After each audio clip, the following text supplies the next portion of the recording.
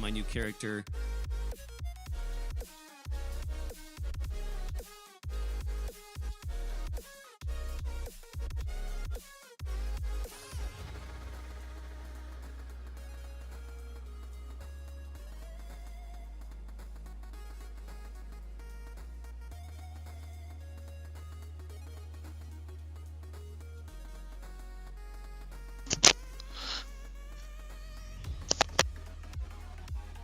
Yo,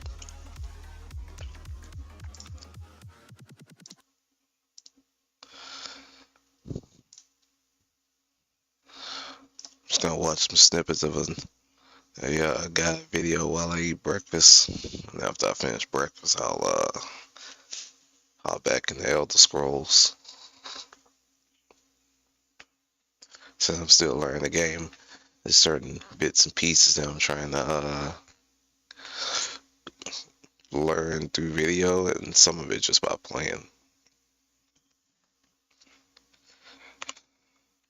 I don't see anything related to companions.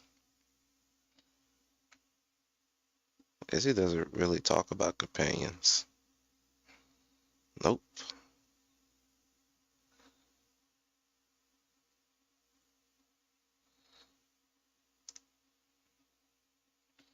Races, dozens of playable zones, solo content, group content, raids, PvP, crafting, housing, fashion. Something I definitely recommend you try in ESO once you've unlocked at least both skill bars, a few set pieces, and a variety of skills and passives is to jump into PvP. Now I know some of you might dislike the idea of player versus player combat, but ESO actually has tons of options which are pretty addictive, and best of all, the rewards are really useful for your character. Now early on, you'll unlock two brand new skill lines called Assault and Support. Assault gives you a powerful early heal called Vigor, which costs stamina, which is rare for a heal and also provides some great benefits like increased armor or healing for allies. Then there's Caltrops, which can slow and debuff enemies, and Warhorn, which is the go-to support ultimate in the game for both tanks and healers in all forms of content, especially in PvE. The first passive you get in this skill line, called Continuous Attack, also buffs your mounted speed at all times, even in PvE zones, and it's just a passive. I mean, look at the difference here I get on my mount when not using Continuous Attack. It's basically slower than run speed, and now with Continuous Attack active, you can see I am so much faster on my mount. This is going to make traversing through those massive PvE zones so much easier. You can get this at Assault rank 3, which you can unlock in probably less than 30 minutes, with minimal PvP battles actually needing to be fought. Then there is the support skill line with skills like Guard for protecting other players, and the powerful Barrier Ultimate, which gives a huge damage shield. So there's definitely something here for everyone. Now starting PvP in ESO is actually really simple. First you're going to go to Campaigns and then click on Cyrodiil and choose whichever campaign is open, such as the under level 50 campaign. This is going to zone you into Cyrodiil, where you can start the PvP tutorial, where you can learn how to use Transitus Shrines to fast travel between keeps. Capturing keeps is basically the point of Cyrodiil, by the way, where you break down the keep's walls using siege weapons, and specifically try to capture these 6 inner keeps for your alliance and proclaim an emperor. For now though, simply follow this tutorial quest to learn all about fast travel and also how to use those various siege weapons. You'll learn more about protecting the Elder Scrolls, and you may even find a free Sky Shard along the way. But doing this quest gives you Alliance Points, another form of currency in ESO that grants you PvP ranks. Now when you rank up in the Alliance War, you gain additional skill points, just like you would a normal level up. Here I get 2 entire new skill points for free, and I also unlock those PvP skill lines I showcased earlier. From here you can choose to grab some more bounty quests from your Alliance base, go out into Cyrodiil to raid keeps, or move on to the next form of PvP, which I like even better, called Imperial City. Imperial City also has a PvP campaign, which you can access through the campaign's menu. Selecting any campaign here will whisk you off to the Imperial City sewers and your makeshift Alliance base underground. Imperial City is pretty interesting because it mixes in more PvE combat with lots of enemies located in the sewers and above in the districts, alongside potential PvP fights. That being said, you can fight for quite a while before you even see another player, and all the while you'll be earning a new type of currency called Telvar Stones, which you can use to buy more useful items like crafting materials and some powerful gear sets. Now, the above ground districts are a lot more dangerous, both in terms of enemies and also player groups, who tend to patrol the streets here a little bit more regularly. There are also capture points here, which you can protect or try to gain back for your alliance, depending on who is in control at the time. But mostly, it's just a fun free-for-all with a lot of chaos and plenty of places to die. By the way, if you die in Imperial City, you'll lose a portion of those Telvar stones you were carrying, which adds an extra element of tension and strategy to this zone. But I would have to say that my favorite form of quick instance PvP content is by far ESO Battlegrounds. To get started here, just find the Battleground Gladiators in any major city, read this letter, then talk to the Battlemaster, who will give you some basic quests to help you earn more alliance points and experience.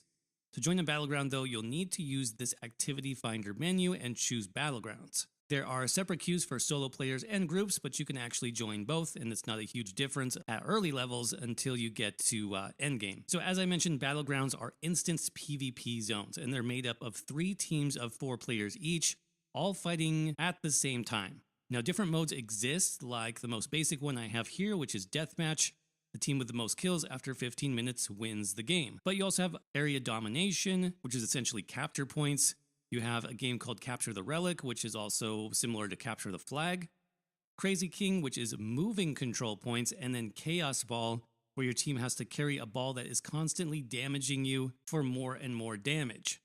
Now you'll get a match type here at random, and all of these are pretty fun, though I definitely prefer Deathmatch myself.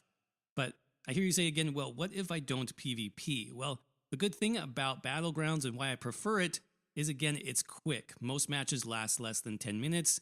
And here's the key, even if your team comes in last place, you still are going to gain alliance points and experience. Plus, if you come in first or second place, you get even more experience for completing that once a day daily activity finder. And you'll also get plenty of rewards in your mailbox from doing these PvP activities, anything from powerful item sets to transmute stones, which can be used to change your gear traits. More on that in just a minute. But definitely do yourself the favor of trying PvP in ESO at least a few times. You may really like it, and if not, you'll at least be rewarded for your time. Now, speaking of that activity finder, another core activity of ESO is group dungeons, and the dungeon finder is a great way to get started here. Now, just like the Battlegrounds finder, the dungeon finder is going to place you into a new group, this time for a PvE 4-player dungeon. Now, these 4-player dungeons are a huge part of ESO, and there's literally dozens of them to choose from, but most are going to be level locked to you. Now, you can do a few of them as early as like level 10 or 15, I believe, but I really wouldn't start these until level 20 or so. Just like PvP, you want to be prepared, you want to have your backup skill bar ready, and you want to have a good amount of skills and passives. But once you're ready, you can browse the list of dungeons and queue up using that dungeon finder menu. Now, you'll need to pick a role as well of either DPS, healer, or tank, so make sure you have the corresponding skills for whatever role you choose. Damage skills for DPS, heals for a healer, and a taunt skill for a tank. It's pretty simple, especially early on with these easy dungeons. Now, once your group has been formed and everyone is ready, you'll automatically zone into the dungeon. Be sure to pick up the dungeon quest at the start for some bonus rewards later, but most players you group up with are going to be familiar with how to complete the dungeon, so I'd recommend just following the group and focusing on your role. Again, deal as much damage as you can as a DPS, cast those heals as a healer, and get enemies' attention using taunts and other crowd control skills as a tank. Also, be sure to watch your resources, because if you run out of stamina or magicka, not only could you die, but somebody on your group might die as well. Make sure to have potions slotted for this, make sure to use a food buff, and also make sure to heavy attack to restore resources. Now, at the end of the dungeon, you'll face a final boss, which shouldn't be too difficult at this level. DLC dungeons are totally different. You can't even start one of those until level 45, but these early dungeons are fairly easy, and me and my team of low-level players was able to knock it out no problem. We finished the boss, finished off that dungeon quest, and got a free skill point and more loot in the process. So it's around that time that you want to go through this dungeon list and finish each one at least one time to do each quest and get those extra skill points. Once a day, you should also do the random dungeon finder, which places you into a completely random dungeon appropriate to your level. And if your group completes that one, you get even more bonus experience and loot. This is another great tip for leveling up, by the way, especially if you have an experience scroll active. You can see for this one, I actually leveled up twice, which is amazing.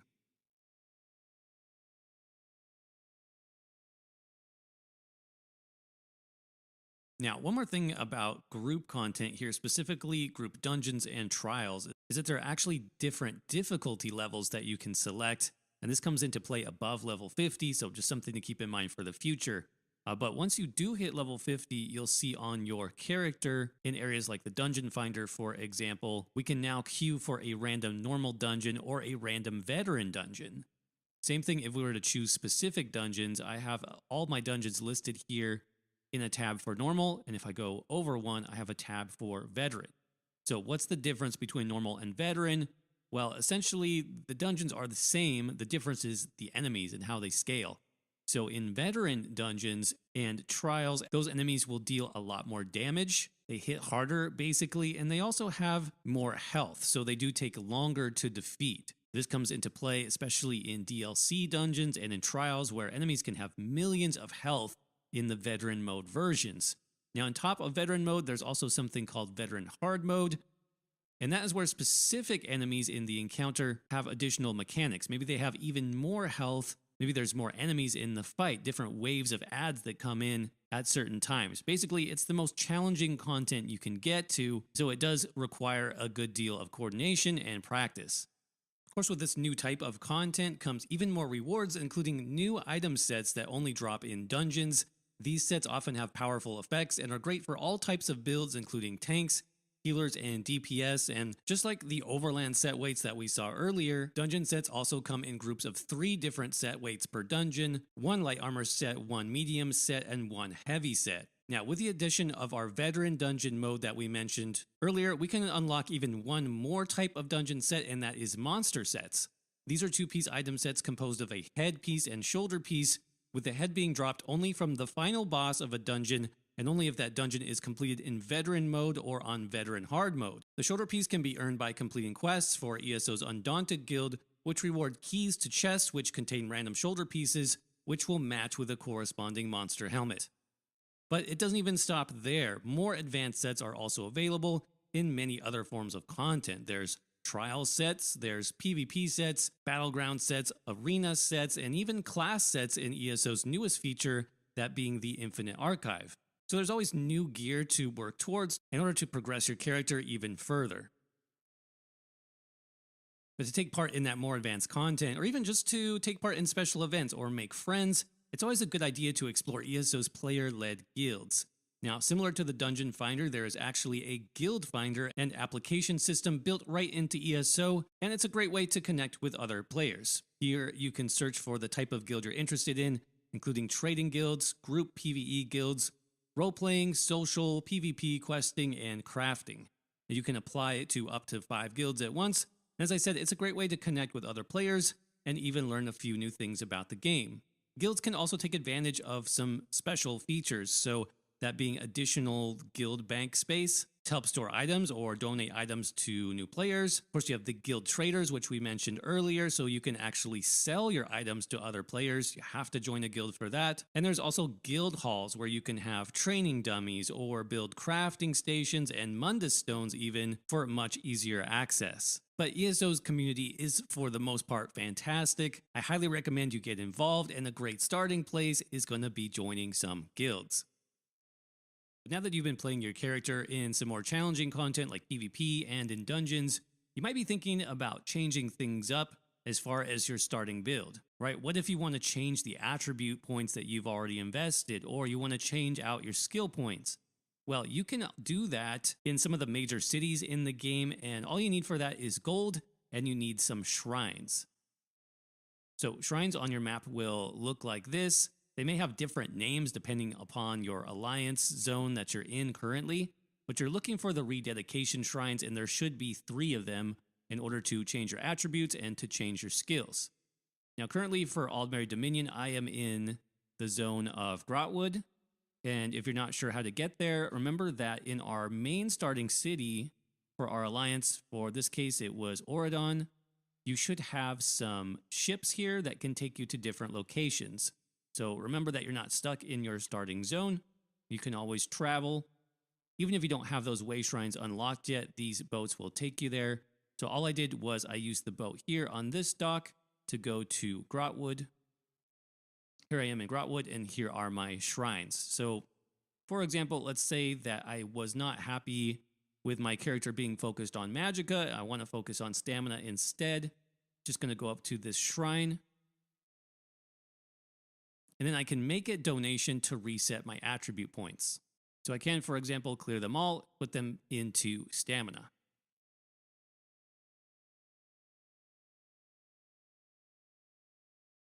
Now, the other option is to respec your skill points, and you can do this in two ways. You can respec only the morphs, which is a nice way to save some gold because all this will do is let you change from one morph to the other. Whereas if you reset your skills, this is all of your skill points. So morphs and the basic skills, this is obviously going to cost more gold because it's letting you reset more of the skills that you've chosen. But for example, if I just did my morphs, I could change Screaming Cliff Racer to a stamina morph called Cutting Dive.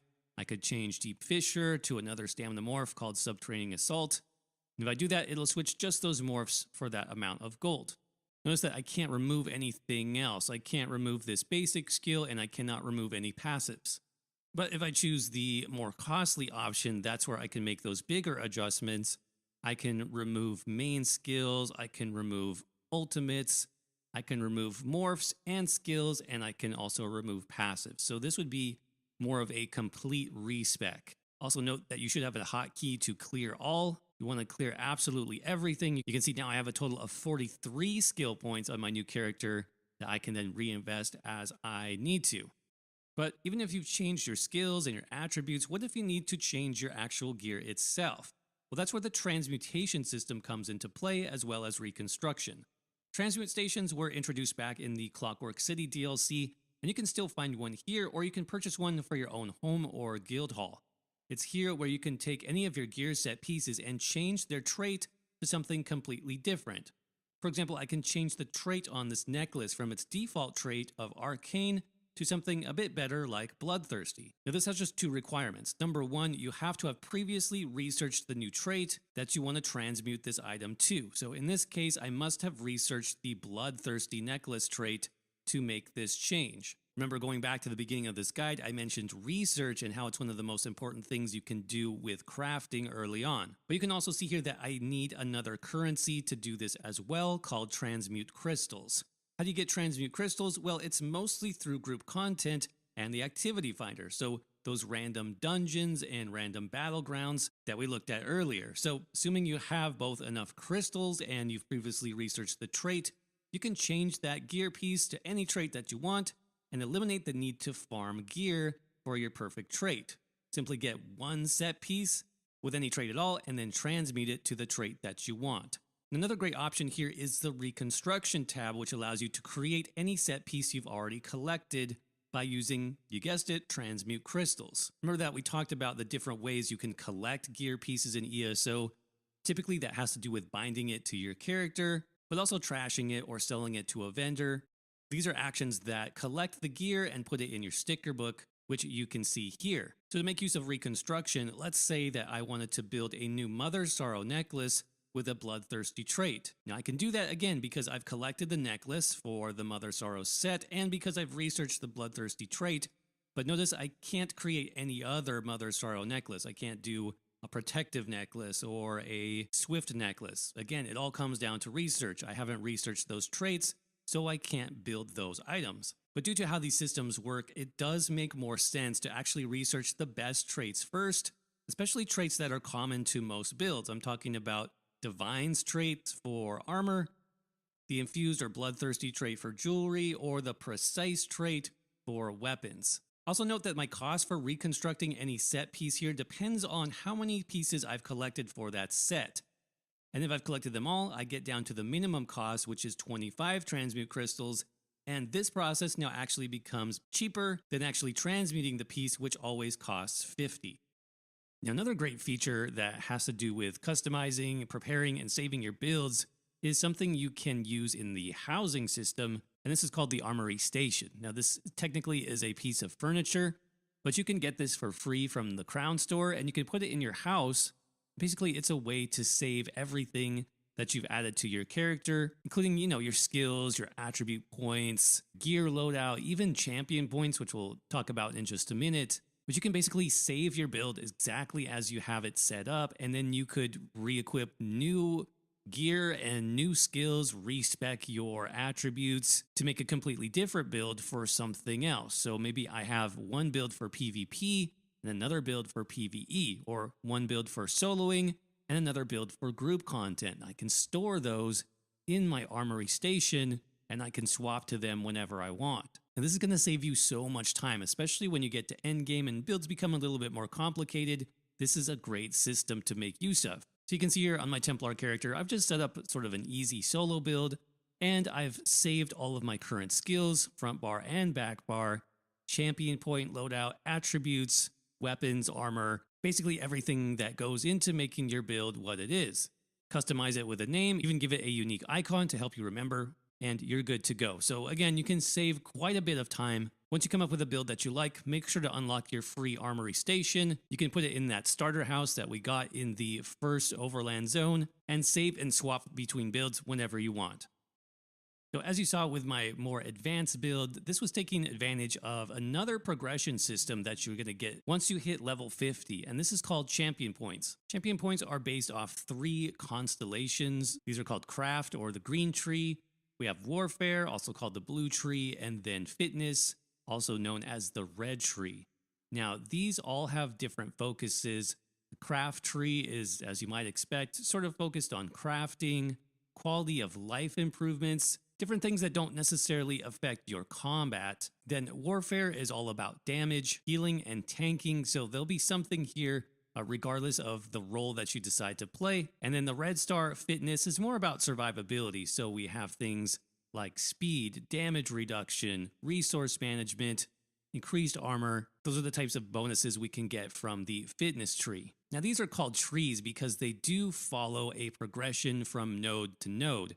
And I can show you by clearing my champion point tree out. Now I only have a few places I can start. I can start in precision, or I can start with tireless discipline, or with eldritch insight, and then I'm going to spend and then move on from there.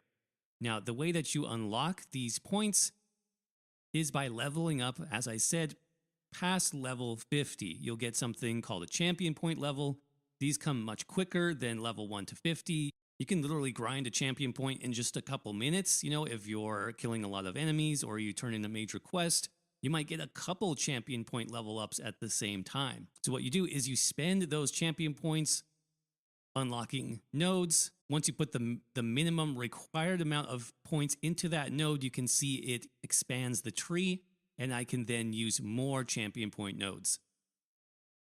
So as you can see in this example, I have put 10 champion points into precision. This gives me some critical chance. Now I've unlocked these different options, and I could put points into, let's say, fighting finesse. Fighting finesse increases my critical damage and critical healing. So this is going to be a powerful offensive node that I can use on, let's say, a DPS or a solo build to increase my damage. And the other thing you'll note about these is there's sort of 2 different types of stars, and they do look different. You can see this one with the gold tint looks different from this one, which is much brighter and shining here. The way these are different is the gold stars are passive. You just simply get the bonus by putting in the points. The brighter ones, the ones that are shining, are slottables. Sometimes I'll call these slotted stars. And so what I can do with this is drag it or put it into my slots at the top. And you can see that in each constellation, in each tree, I'm in the blue tree, I have 4 spots where I can put these slottables. So there's fighting finesse, increasing my critical damage and critical healing. Now you may also notice some sort of pink or purple tinted stars, and these are like sub-constellations or sub-trees. This one is called Extended Might, and if I click into this one, you can see it opens up and I have some more options here. And the same thing goes with the tree structure. I have to unlock the central node by putting the minimum number of points into it. In this case, you can see sort of the breakpoint in this bar. I have to invest at least 10 out of 20 champion points to progress further in the subtree. So I'll go ahead and put 10 points there.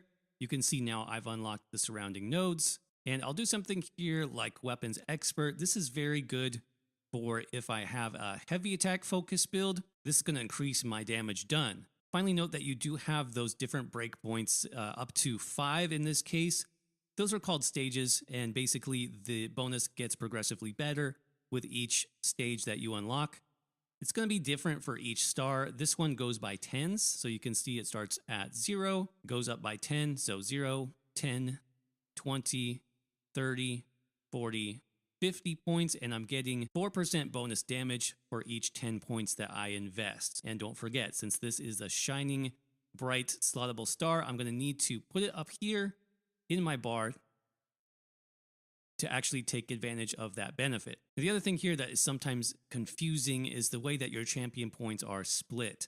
So this character has about 1,200 champion points. As I said, these come very quickly once you get past level 50, so don't worry about the number. There's actually a maximum of 3,600 champion points that you can get in ESO. Not a lot of players have that much. They do have diminishing returns, so anything sort of over 1,000, you're not going to see as much benefit as you do before 1,000 points. But I also want you to notice that your champion points are split into these 3 groups. So I have 400 fitness points available. I have 400 craft points available, and I've already used up about 120 of my warfare points. So in other words, I can't spend all 1,200 of my points on the blue tree and do nothing else. My total points are split between the 3 trees. You can't transfer points between trees, in other words. But so far, we've really only talked about ESO's new Gold Road chapter, plus its base game features, but there are a few additional chapter expansion features that I wanted to highlight here because they are just so good. And if you bought the collection edition for Gold Road, you're going to get all of the previous chapter expansions bundled in anyway, so you'll be able to explore these additional features as well. Now, one of my favorites is the Companions system. Companions are essentially your adventuring buddy, and they're great for helping you complete more challenging content on your own that you wouldn't normally be able to do. Now, they can't join you in PvP, but they can join in PvE content, like against world bosses, help you with world events, and even help you through 4-player dungeons and arenas. In fact, you can even try to solo that 4-player content with nothing but you and your companion, and it is actually doable in some cases if you set them up the right way. Now, each companion is also built around a specific class theme, with the most recent 2 being a Xandar the Arcanist and Sharp as Night the Warden. But there's also a Dragon Knight companion, a Nightblade, a Sorcerer, and a Templar companion, and they all have their own strengths in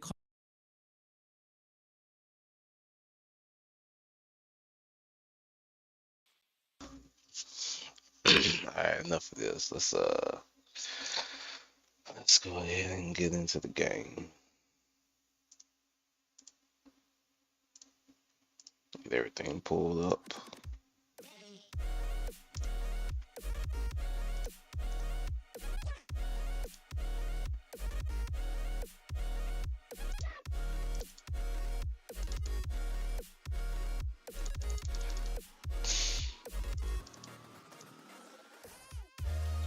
Gotta be kidding me.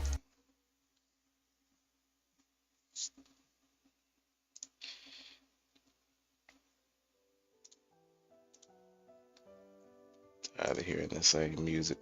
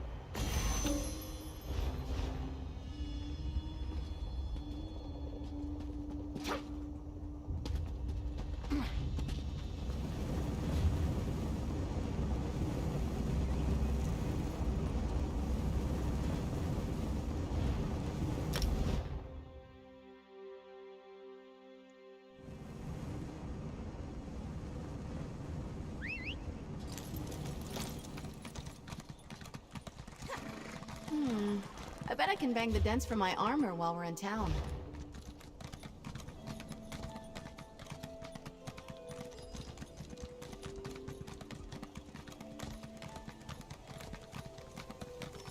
House Telvanni still keeps slaves? How else do those lazy mages accomplish anything? But what about the pact? Has